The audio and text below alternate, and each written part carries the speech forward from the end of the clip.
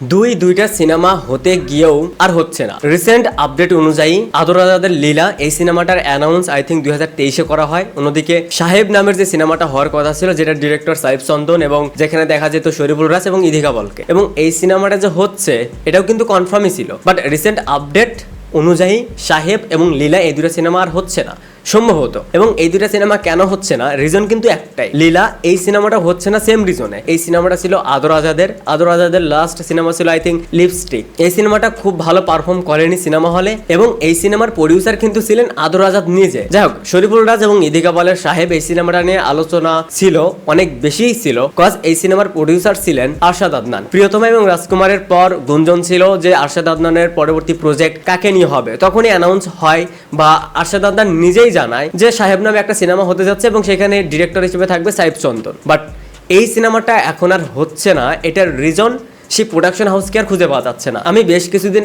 আগে আরশাদ আদনানকে নিয়ে একটা ভিডিও বানিয়েছিলাম এবং সেখানে বলেছিলাম যে হয়তো বা আরশাদ আদনান আর ফিল্মে ব্যাক করবে না, ফিল্মে প্রডিউস করবে না, এরকম একটা কথা বলেছিলাম। এবং এখন যে রিসেন্ট আপডেট সেটা অনুযায়ী কেন জানি মনেই হচ্ছে যেহেতু সাহেব সিনেমাটা হচ্ছে না, হয়তো বা ভার্সেটাইল মিডিয়া থেকে আর কোনো সিনেমা হবে না। অবশ্যই এটা একটা ব্যাড নিউজ, কজ আর যাই হোক, আরশাদ আদনান তার সিনেমার পিছে যে টাকাটা দিতেন সেটা হিউজ। আমাদের ইন্ডাস্ট্রি এত পিছিয়ে যাওয়ার রিজনই হচ্ছে আমাদের ইন্ডাস্ট্রিতে প্রফেশনাল কোনো প্রডিউসার নেই, প্রোডাকশন হাউস নেই। একটা দুইটা মাঝে মধ্যে আসে আবার হারিয়ে যায়। যেমন একটা ছিল শাপলা মিডিয়া, সেটা তো আর কখনো ব্যাক করবেই না, কারণ শাপলা মিডিয়ার কর্ণধার সেলিম খান এবং তার ছেলে শান্ত খান, তারা তো আর নেই। অন্যদিকে যদি জাস্ট মাল্টিমিডিয়ার কথা বলি, এটা কিন্তু একটা ভালো প্রোডাকশন হাউস ছিল, এখান থেকে অনেক অনেক ভালো সিনেমা হয়েছে। আই মিন, নতুনদের ভিতর আজ যাদেরকে দেখতে পান তাদের শুরুটাই কিন্তু জাস্ট মাল্টিমিডিয়া থেকে। সো জাস্ট মাল্টিমিডিয়া প্রথম দিকে যেভাবে কাজ করতো, যেভাবে সিনেমা বানাতো, সেটা কিন্তু এখন আর হচ্ছে না। তারা এখন আজে বাজে সিনেমার পিছিয়ে টাকা ইনভেস্ট করে। সো প্রফেশনাল প্রোডাকশন হাউস কিন্তু এটাকে বলে না। এরপর বলতে হবে চরকি এবং আলফাই, এরা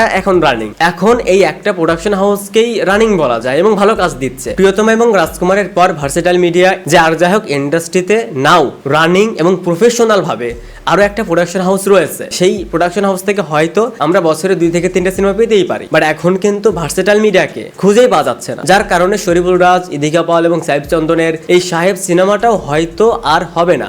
একটু খারাপ লাগতেছে সাহেব চন্দনের জন্য, কারণ তিনি ঘুরে ঘুরে এত বছর পর তিনি একটা কাজ পেলেন, এই প্রোডাকশন হাউসের একটা বড় প্রজেক্ট পেলেন, সেটাও হাতছাড়া হয়ে গেল শুধুমাত্র কিছু রিজনের কারণে। সো ওভারঅল এটাই যে আরশাদ আদনানের মতন প্রডিউসার অবশ্যই আমাদের ইন্ডাস্ট্রিতে দরকার ছিল। বাট তিনি শেষ মুহূর্তে এসে যে ধরনের বিহেভিয়ার দেখিয়েছেন, যে ধরনের কথাবার্তা বলেছেন, সেটা হয়তো ইকবালের সাথে কিছুদিন মেশার কারণে সেইটারই ইফেক্ট। এছাড়া Arshad Adnan as a producer হিসেবে আই থিঙ্ক আমাদের ইন্ডাস্ট্রিতে তাকে দরকার ছিল। তো এখন দেখা যাক পরবর্তীতে এই দুটা সিনেমার কোনো অ্যানাউন্স আসে কিনা, এই দুটা সিনেমা আদৌ হয় কিনা। আপনাদের কাছে কি মনে হয়, এই দুটা সিনেমা কি ফিউচারে হতে পারে? লীলা এবং সাহেব কমেন্টসে জানাতে পারেন।